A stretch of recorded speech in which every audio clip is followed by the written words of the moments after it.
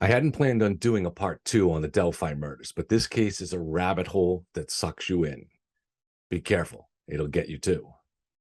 I've been sent a lot of stuff to look at about this case, some of it incredibly intriguing, but some of it a little too wild to report on without more evidence. So I'm going to take you on a little tour of some of the rabbit hole. But I have to be careful. This is a horrible tragedy, and the wounds are still very fresh for the community and especially the families. The last thing anyone should want to do is exploit this. And I'm not willing to smear any particular person with suspicion unless there's really solid evidence. Finally, I'm a noob on this case. There's a whole internet community of people that have gone way down the rabbit hole into all kinds of secret warrens and taboo corners. Unfortunately, this case has drawn hoaxers into the mix. There's a lot of faked evidence or people pretending to have inside knowledge, and it can sometimes be hard to tell what's real and what isn't, especially because police investigators have not only been less than forthcoming, but frankly, some of their behavior has been troubling, maybe even a little sketchy. We're going to go over that in some of the clips. And based on the known evidence released by police, I'm going to propose a way to draw a very manageable list of suspects. Finally, I'll give you a small peek down one of those rabbit holes, which either could be a hoax or it could be credible. I don't want to contribute to spreading any hoax material, so I'm going to be very cautious. But I will explain why I'm choosing to tiptoe into it a little. If you know more about this case than me, please educate me in the comments. I don't go into these cases with the idea that I can contribute to solving them. Who the hell am I? But I do believe that in trying to think these cases through, we learn lessons that can be applied to other cases. If you're interested in learning with me or in helping me learn, then grab a flashlight and let's go. As we discussed in part one, the first primary suspect of the police was a man named Ronald Logan. It really looked to police in the early going like this was the guy. The bodies of Abby and Libby were found on his property about 1,400 feet from his house. He'd contacted a cousin before those bodies were found in order to get his help creating a false alibi. He refused to take a lie detector test.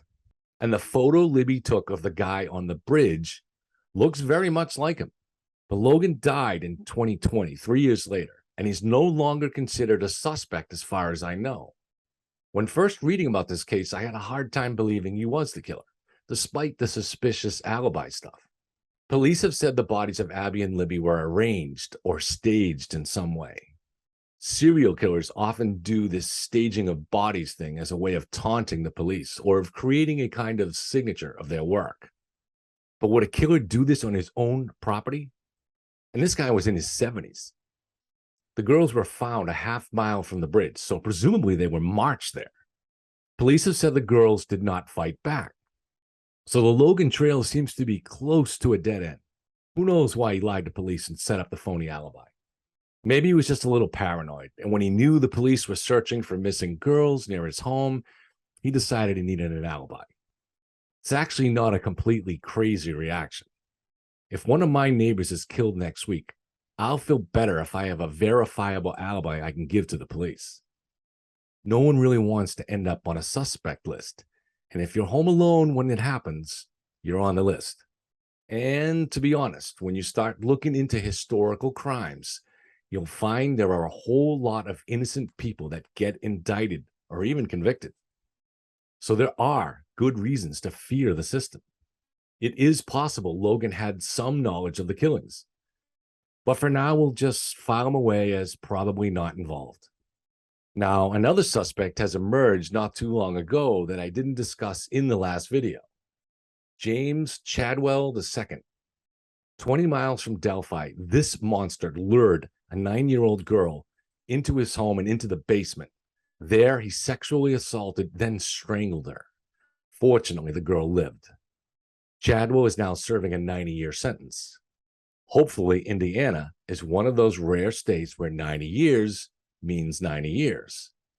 As I've said before, many of the people that run our institutions of justice don't believe in monsters. They came from privilege, And certain ideologies conquered their minds before they really had much experience of the real world. Unfortunately, ideology is stronger than evidence. So they don't believe in monsters, and they set them free. Anyway, there is no known connection between Chadwell and the Delphi case other than proximity. Now let's pick up from what is known and see if we can develop a way of narrowing down a list of suspects. The girls were killed mid-afternoon. Libby discreetly recorded some footage of a man approaching them on the bridge. She then pocketed her phone, but continued recording. In the audio, the man says, "Guys, down the hill." Down the hill. Down the hill. Down the hill. There is more audio that has not been released by the cops. It's unclear how much audio has not been released, and this is a subject that is prone to fake reports from people that say they're in the know. If there is more recording of the killer's voice, and I don't know that there is, it would be irresponsible not to release it, since the goal is for someone in the public to identify the voice. The more of that voice, the better. I can see editing out anything the girls might have said. But even there, a transcript might help in IDing the killer. Strangely, if I understand it right, originally the police only made public the down the hill part. Then later they added the guys part, years later. Guys, down the hill. Guys, down the hill. Why do this? Why withhold that one word? It makes people understandably suspicious. Let's move on with the known details. The girls' bodies were found a half-mile from the bridge. It said there was no sign of a fight. The cause of death was not revealed, but police mentioned massive loss of blood. Finally, the police have said the bodies were arranged or staged in some way. I think we can deduce some likely scenarios. I might be wrong in these observations, so please feel free to disagree in the comments. So the girls encountered the killer on the bridge. He ordered them down the hill, then walked them a half-mile to where he killed them. They didn't fight back or run. As I said in part 1, to me this means either there was more than one killer or the killer bound their hands. Consider the voice ordering the girls down the hill. It's authoritative. It's someone that expected the girls to follow his command. The solution to why the girls didn't fight back comes instantly to mind. Handcuffs. The killer was able to present himself to the girls as a cop. That's why they listened. Please understand this doesn't mean the killer necessarily was a cop, but he was, in this theory, someone who could play the part. Could be an off-duty cop, or he could be someone with police experience in his past. A lot of people fit that description. Even someone that has worked in security or in the prison system, possibly someone that has worked with juvenile detention. It's someone who has commanded people before. People experienced in commands quickly learn how to develop a command voice. We don't know the details of the bodies, but rope would have left a mark. However, application of handcuffs by someone that knew what he was doing might not. So odds are he had used them before. Without training in the use of handcuffs, the killer would have been hesitant, not fully sure of himself. And the girls would have sensed this. It would make them more likely to run or fight back. The plan of handcuffing two girls near a trail that gets frequent hikers would not at all be a good plan if the killer was not experienced with cuffs and used to commanding people. Not only might the girls run or fight, they might scream for help. This guy committed this crime in broad daylight and left no evidence, so he's unlikely to be a fool. If the police have also concluded the suspect might be connected to law enforcement, this could explain some of their lack of transparency. Now, if we accept these conclusions as a starting point, we can create a manageable list of suspects. Police have said the killer was familiar with the trail, so he wasn't some guy from far away who traveled here after tricking the girls online. He was likely either from the area or someone who had once lived in the area. Delphi has a population of only 2,000. The entire county has a population of only 20,000. The nearest city is Lafayette, which has a population of 120,000. It's 23 miles from Delphi. So if the FBI began just with Delphi and the adjacent towns, that's probably less than 10,000 people in terms of total population. Now you start the process of narrowing from there. We can begin with just males between the age of, say, 20 and 60. Maybe that gets your list down to a couple thousand. Now you check and see who has law enforcement experience. Limit this to those who might have training in the use of handcuffs. That is a fair amount of research, but law enforcement could manage that in a matter of days or weeks. That probably gets your list down into the low hundreds, maybe even under 100. That's a small enough list now to start checking alibis. We can speculate a little bit more to narrow it even further. The killer meets the girls on a trail used by the public.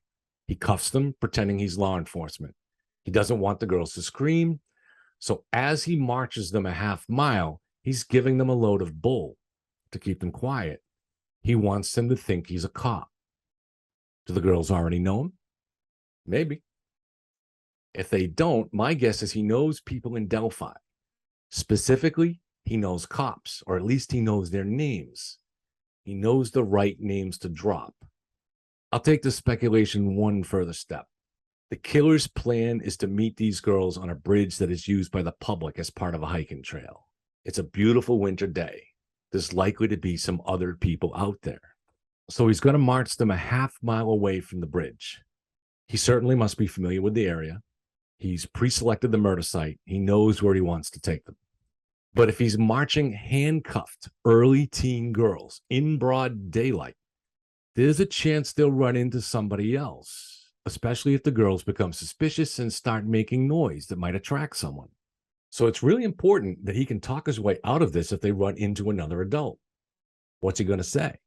This suggests he'd be able to present himself not only to the children, but also to any local adults as a person of law enforcement. Now, this should result in a pretty short list of suspects to start getting alibis from. Next, I want to draw your attention to a couple of interviews with Doug Carter, the Indiana State Police Superintendent. He displays some really stark body language tells. To be honest, I don't think I've ever seen anything like it. Let's see what you think. Date, how many persons of interest and suspects have police looked at, and what makes a person a person?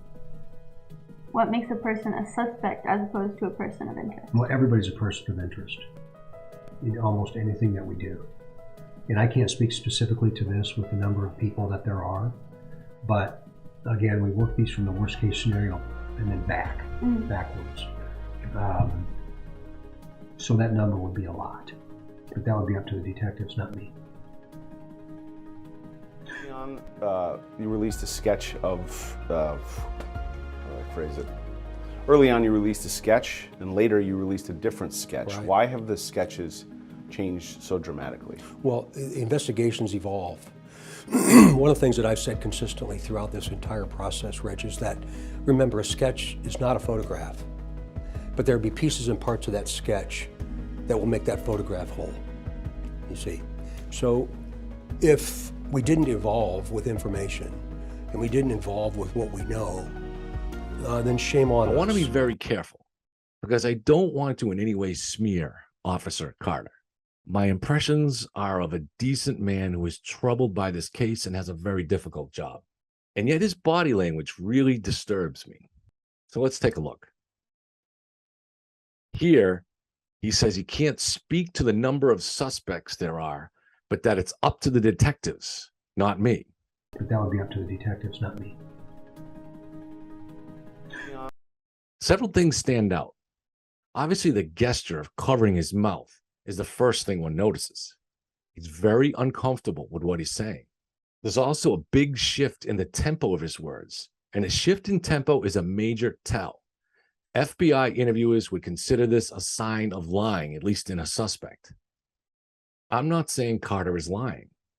What I'm saying is he's extremely uncomfortable, the same way a lying suspect would be uncomfortable. When he says it will be up to the detectives, not me, he not only covers his mouth, but he looks away, and he actually grimaces. But that would be up to the detectives, not me.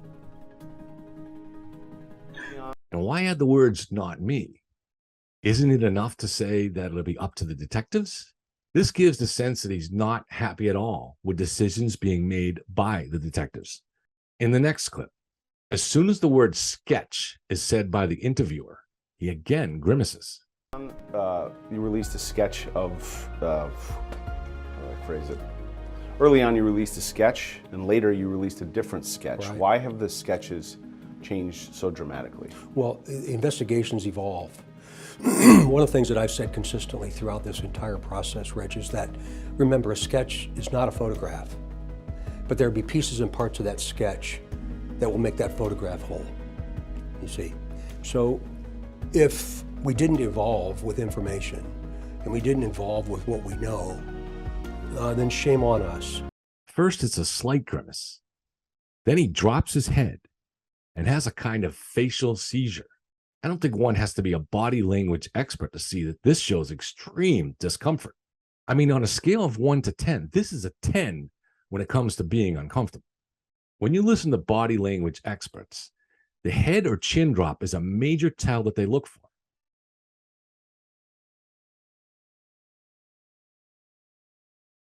He also licks his lips.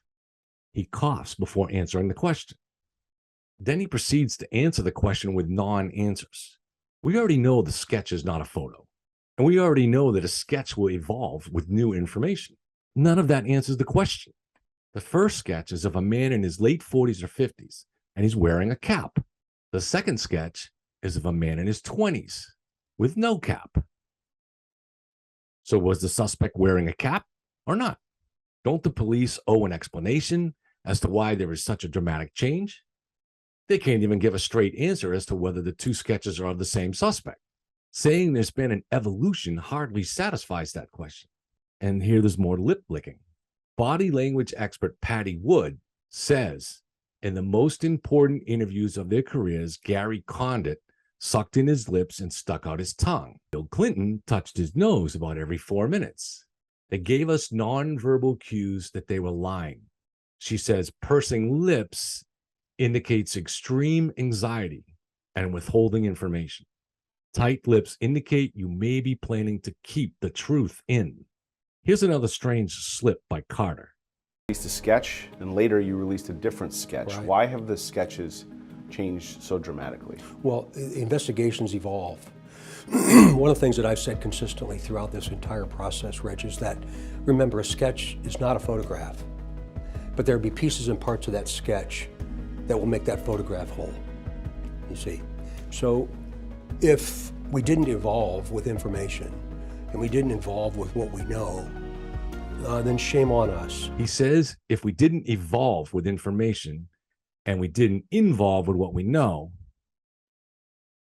he meant to say evolve both times, but the second time he slipped and said involve.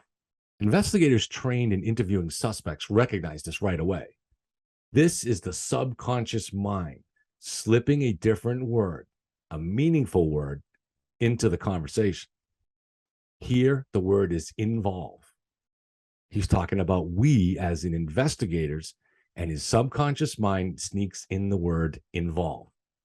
Let's finish the clip. You released a sketch, and later you released a different sketch. Right. Why have the sketches changed so dramatically? Well, investigations evolve.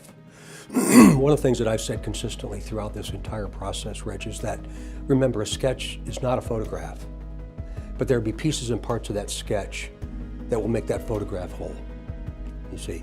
So if we didn't evolve with information, and we didn't evolve with what we know, then shame on us. Unfortunately, we're not in a position where we can tell everybody why we switch gears, why we make a slight turn to the right or a slight turn to the left. And that's where the speculation begins, and that's where the animosity comes.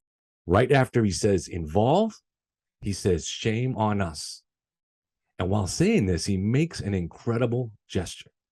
He scratches his eye. And scratching itself is a tell. But look at his finger. He's pointing at himself as he says, shame on us. Then shame on us. So his conscious mind is saying, if we didn't evolve with information, if we didn't evolve with what we know, then shame on us. But his subconscious mind changes the second evolve into involve. And then he immediately mentions shame and points to himself. So what does all this mean? Again, I want to be fair to Carter. I want to be careful. I am absolutely not suggesting Carter is involved with the murder. but he is exhibiting incredibly loud signs of being uncomfortable with what he's telling us. He's perhaps very skeptical of decisions made by investigators.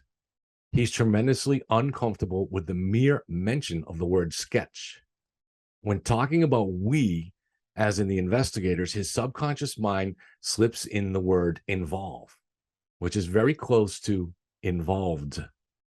And he finishes that thought by pointing to himself subconsciously and saying shame, suggesting he's ashamed. Again, I don't want to overstate it. I can only imagine the guilt police feel when they can't solve a case like this. But these two interviews seem more loaded with body language tells than any police interview I've seen. Finally, I want to wrap things up by taking a peek down a rabbit hole. Just a peek. Because if this is a hoax, I don't want to give it any more air.